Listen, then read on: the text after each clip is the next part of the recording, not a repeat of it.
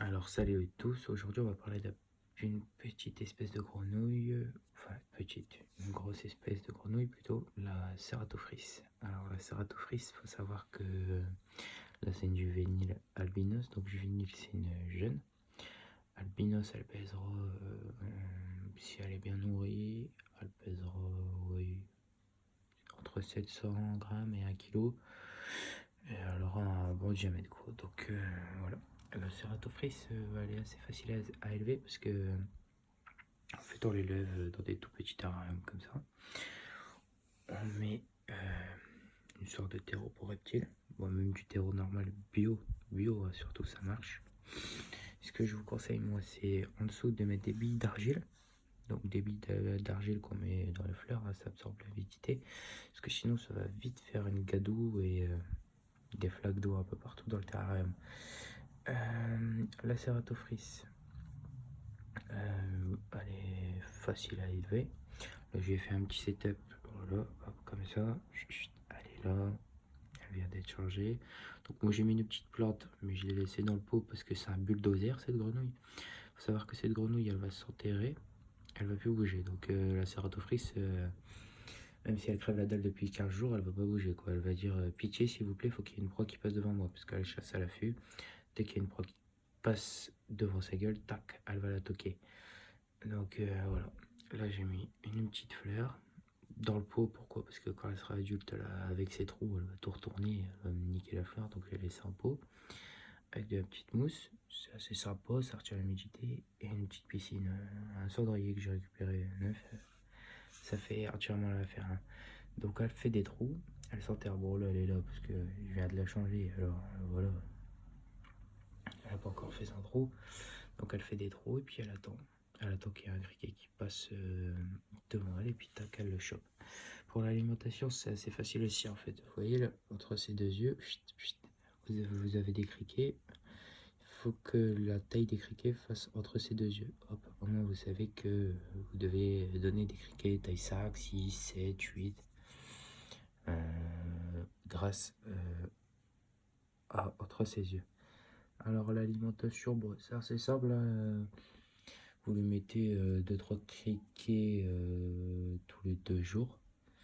Mais attention, après ça reste à la vue, hein. C'est une base que je vous donne. Parce que si vous voyez plein de criquets commencer à être dans le terrarium, faut arrêter d'en mettre quoi. Parce que comme je l'ai dit tout à l'heure, tant que les criquets passent pas devant elle, elle ira pas les attaquer, hein. Ça chasse à l'affût la Ceratop. Donc ouais, 2-3 criquets tous les 2 jours si vous voyez qu'elle mange bien, bon, c'est très bien. Vous pouvez passer ce qui est bien aussi. Bon, ça je sais que ça va pas plaire à tout le monde, hein. Donc les criquets, vous pouvez la nourrir au criquet, mais aussi de temps en temps lui donner les souris congelées serpents. Pas des vraies souris, hein, parce que bon, elle va les attaquer, mais une vraie souris, ça se défend et ça risque d'abîmer la grenouille, quoi. Donc vous pouvez lui donner des blanchons. Là, elle est encore jeune, donc la nourrit qu'au criquet. Donc des petits blanchons congelés que vous faites réchauffer 15 minutes dans l'eau chaude. 15 minutes dans l'eau chaude pour que l'intérieur soit bien décongelé, hein, parce que sinon c'est nocif pour la bête. Donc des blanchos proposés à la place, elle va très bien les manger. Et elle va se faire un kiff, surtout. C'est bien un blanchon par semaine et des criquets, quoi. Ça c'est très bien, la nourrir comme ça c'est bien.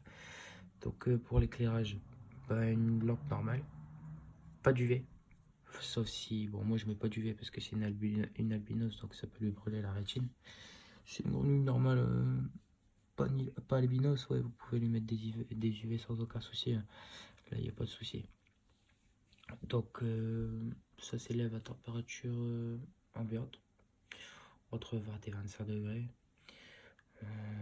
C'est plutôt actif, bah, c'est pas souvent actif, hein, la Ceratophrys, ça reste dans son trou quoi.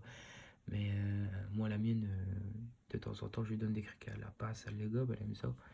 Mais après, ouais, sa vie c'est la nuit quoi. Si elle va se tremper dans sa petite piscine, c'est la nuit quoi. Donc ouais, ça s'élève à température ambiante. S'il fait froid, si vous avez une pièce qui fait un truc 15 et 20, bon là vous mettez un petit chauffant, un petit tapis chauffant réglé à 25.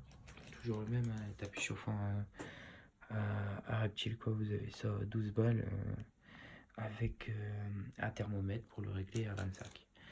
Donc voilà. En sol, on en a parlé, la nourriture, on en a parlé, l'élevage, bon, c'est pas chiant hein, l'élevage de cératophrys. Une cératophrys, tu l'élèveras tout seul, parce que une cératophrys plus une cératophrys dans le même terrarium égale une cératophrys, ça c'est cannibale, ça bouffe vraiment tout. Donc vaut mieux l'élever tout seul ta cératop, parce que ça se bouffe entre tout, qu'est-ce qui se passe devant elle, ça le bouffe.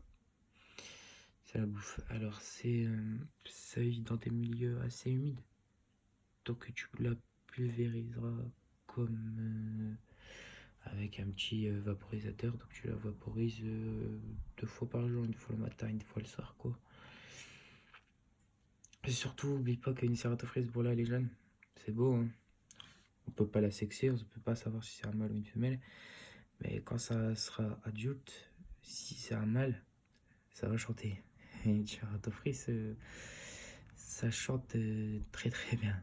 Donc si tu l'élèves dans ta chambre, t'as des soucis à te faire. Même si tu l'élèves en bas, tu risques de l'entendre. Donc avant de prendre un animal, hein, surtout dis-toi qu'il y a des pour et des contre. Hein. Là, le contre général, c'est que ça chante.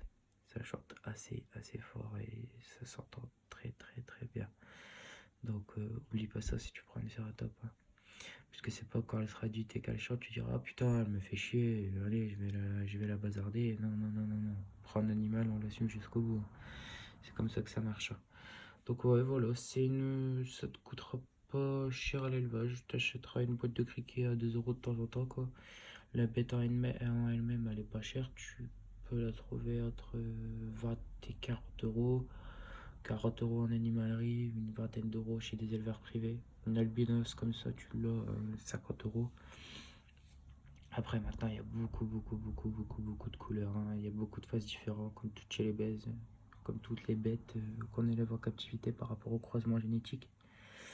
Donc, tu trouveras pas mal de couleurs sur les cératophrys. Hein. À toi de choisir celle qui te tape le plus à l'œil. Hein. Donc, ouais, sinon, c'est tout ce que j'avais à dire, je pense, sur la cératophrys. Oui, il a éclairé la journée s'il y a une lampe. Bon là tu vois, il y a une plante, donc normalement on mettrait de l'UV, mais moi je peux pas mettre de l'UV par rapport à l'albinos de la cératop, parce que sinon je risque de lui brûler les rétines. Donc voilà, c'est tout ce que j'avais à dire sur la cératophrys, une petite vidéo tuto élevage de cératop. Surtout si tu as des questions, n'hésite pas à me les poser dans les commentaires. Puis mets un petit j'aime, ça fait plaisir aussi, quoi, ça encourage à continuer. Et voilà.